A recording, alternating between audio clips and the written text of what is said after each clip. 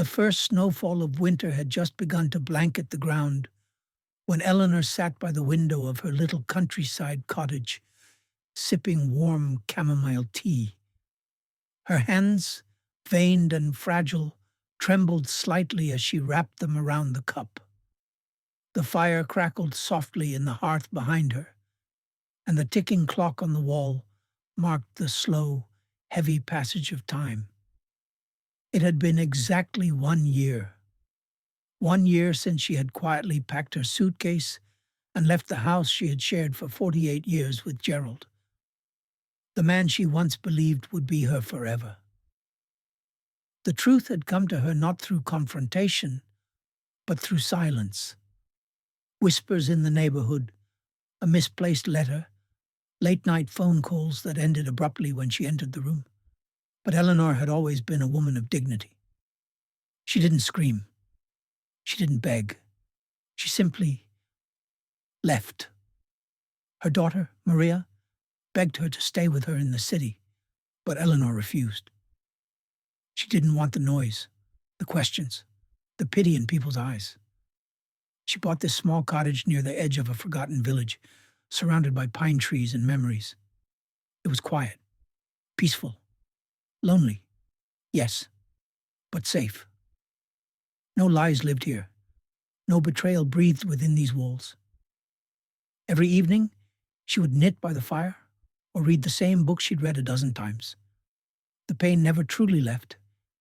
It just grew quiet, like a wound that stopped bleeding but never healed. Then, on the anniversary of her departure, just as dusk began to fold the world into shadows, there was a knock on the door.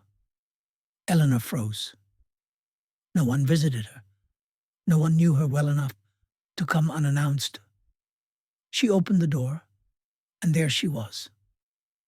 Margaret, the woman Gerald had betrayed her with. Her eyes were red, puffy. Her coat was soaked from snow, her breath rapid from the cold, or maybe from crying. She looked older, more fragile, almost like a ghost. Eleanor didn't speak. She simply stepped aside. Margaret entered without a word, her steps hesitant, like a child walking into a room after breaking a vase. They sat across from each other by the fire. The silence between them was thick, but not unfamiliar. Eleanor waited. She didn't offer tea. She didn't offer comfort. Just space. "I didn't know where else to go," Margaret whispered, her voice cracking. "I'm sorry, Eleanor. I truly am." Eleanor raised an eyebrow but said nothing. I thought he loved me," she continued, staring into the fire. "He said you were distant, cold, that he had been lonely for years. I believed him." Eleanor let out a slow, bitter laugh. "Cold? I washed his clothes for 48 years. Stood beside him when he lost his job. Nursed him through surgery. Cooked his meals, even when my own hands ached from arthritis." "I know," Margaret said, tears spilling over. "I didn't see it then. But now, I do." Eleanor's voice was low. "Why are you really here?" Margaret wiped her eyes. "He left me, Eleanor. 2 months ago. Said he was going to find himself. Said he needed space. I found out he's with someone else now, half his age. I've been humiliated, broken, used." Eleanor's face didn't change. "So now you understand." Margaret nodded slowly. "And I needed to say it to you.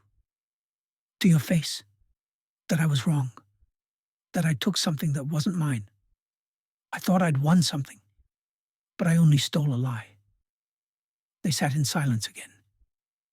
"I didn't come to ask for forgiveness," Margaret whispered.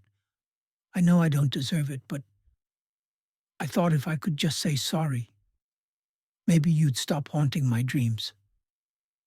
Eleanor looked at her, her eyes soft but tired.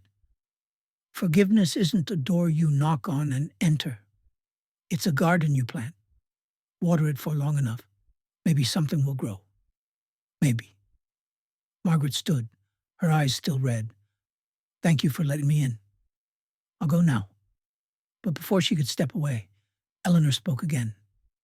"Did you ever love him?" Margaret hesitated. "I thought I did. But looking back, I think I just wanted someone to need me. I didn't realize I was stealing someone else's need." Eleanor nodded slowly. "We all make mistakes. But betrayal isn't just a mistake. It's a choice." Margaret paused at the door. "Goodbye, Eleanor." "Goodbye, Margaret." And just like that, the door closed.